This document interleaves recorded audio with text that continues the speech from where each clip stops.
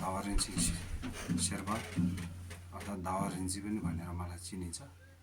अनि पश्चिम सिक्किम देन्ताम निर्वाचन क्षेत्रको यो बेगा ब्लक बर्खे गाउँमा म जन्मेको र मेरो वासस्थान यहाँ भएको कारणले अनि यो मैले छोटो परिचय दिएँ। साथै अब मैले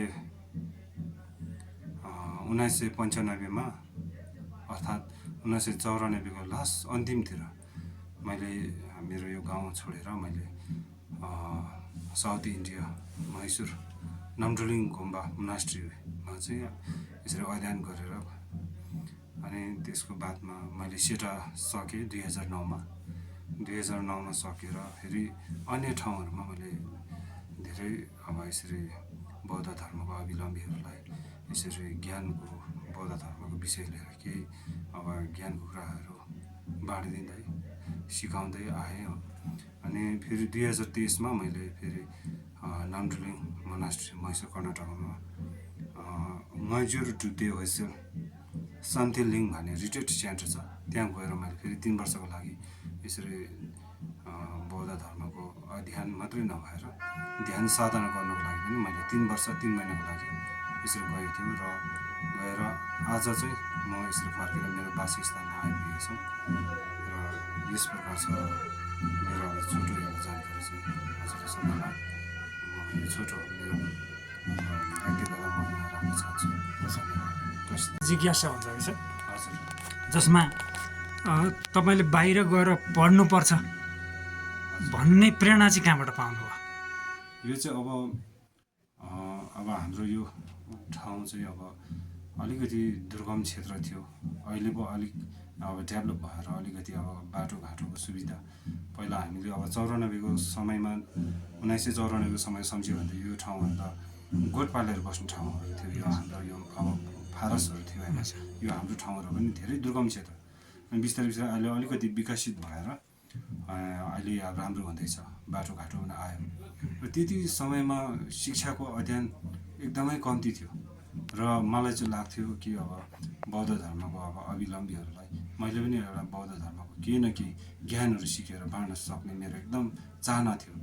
र मेरो अब फ्यामिली भयो, मेरो पिता स्वर्गीय पेमन्दुरजी अनि मेरो आमा लापड्रुमा अनि मेरो फ्यामिली सबैले मलाई सहयोग गरेर त्यो ठाउँमा मैले अध्ययन गर्नको एउटा मैले ठुलो उहाँहरूको एउटा योगदान मिल्यो र मैले त्यसरी नै अब त्यहाँ दुःख सुख सिकेर सफलता भयो। अब शिक्षा क्षेत्रकै त्यो चाहिँ कति समयसम्म लिनुभएको? त्यो चाहिँ अब मैले 2010देखि मैले सुरु गरेँ। हजुर, कहाँ लिनुभएको? त्यो चाहिँ अब पहिलो प्रथम चाहिँ मैले मैसूरमा 1 वर्ष मैले त्यहाँ गुम्बामा मैले सेवा गरेँ। हजुर, अनि त्यसको बादमा फेरि 2010मा म यहाँ पश्चिम सिक्किम यहाँ रिन्जिमुङ क्षेत्र पर्छ यहाँ श्रीगदाममा पहिलेदेखि गवलिङ गुम्बामा आएर चाहिँ लगभग मैले 12-13 वर्ष जस्तो त्यहाँ अब यो गरेँ होला। नानीहरूलाई पढाउने अनि कुनै गाइडहरू गर्नुपर्ने अनि अब धेरै कुरोहरूमा आफ्नो गुरुको आदेश अनुसारले त्यहाँ सोसियल वर्कको के गर्नुपर्ने छ मेरो तर्फबाट मैले धेरै कुराहरू गरेँ। 12-13 वर्ष चाहिँ मैले गरेँ। त्यस पछाडि चाहिँ अनि मैले फेरि सोरेङ माथि सिङलिङमा पनि 3 वर्ष आधा जस्तो अनि नानीहरूलाई यो अहिले हाम्रो मोन्टो भन्छ, जुन पनि हामीले ध्यान साधना गर्नुको लागि अगाडि चाहिँ हामीले मोन्टो भन्ने जानुपर्छ अनि त्यो पनि मैले नानीहरूको लागि 3 वर्ष गाइड गरेँ। अनि त्यसको बादमा चाहिँ मैले 2023मा चाहिँ अनि मैसूर यसरीमा गएँ आफ्नै लागि छाम बस्नुको लागि। घर छोडेको मैले त्यस्तै 19 वर्षको उमेरमा हो। बिचबिचमा घर पनि आउनुभयो कि? कहिले कहिले आउँथ्यो होइन, र अब टाढो त्यतिखेरको समयमा त अहिले त अब प्लेनबाट हामीले यसरी यात्रा गर्छौँ, त्यतिखेर त ट्रेनमा थियो। अनि 4 वर्ष 3 वर्ष त्यस्तोमा मात्रै हामी घर आउने गर्थ्यौँ होइन। अहिले चाहिँ अब सुविधा छ नि त, अनि त्यतिखेरको समयमा चाहिँ हामी आफूले चाहे पनि अनि त्यसरी तुरन्त हामी आउन सक्थेनौँ। अलिक दुःख थियो, अब पेसाको पनि दुःख थियो होइन, फेरि यात्रा पनि टाढो थियो अनि आफै पनि तल अध्ययन गर्नुभएको त्यो कारणले गर्दाखेरि हामी अब हर साल आउनु चाहिँ हामी सकेनौँ। 4 वर्ष त्यसको अन्तरालमा हामी आउँथ्यौँ। अब यही प्रसङ्गमा चाहिँ हामी जस्तै अब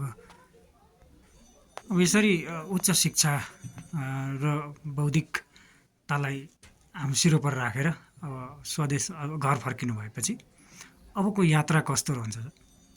अब यात्रा चाहिँ अब मेरो परम पूज्य गुरुको उहाँको आदेश चाहिँ के थियो भने त उहाँले चाहिँ अब हाम्रो गुरु पेनरमी चाहिँ अब उहाँ बित्नुभयो होइन। र उहाँको आदेश चाहिँ के थियो भने जति पनि अब बौद्ध शिक्षाहरू चाहिँ हामीले यस्तै दुर्गम क्षेत्रहरूमा अब धर्मावलम्बीहरूलाई तपाईँहरूले जति सक्दो अब यसरी शिक्षा ज्ञान दिने अनि बाटो देखाउने कामहरू गर्नुपर्छ भन्नुभएको छ होइन। हामीले आफ्नो गुरुको शिर उप राखेर हामीले त्यो काम गर्ने मैले ठुलो एउटा सोच लिएको छु। र मेरै गाउँमा पनि अब त्यो धेरै कुरोहरूको शिक्षाको अब यो कमजोरी मैले देखेको छु। त्यो कुरोहरूमा पनि म ध्यान दिएर सहयोग सपोर्ट गर्ने मेरो एउटा विचार चाहना छ। धन्यवाद। हवस् त।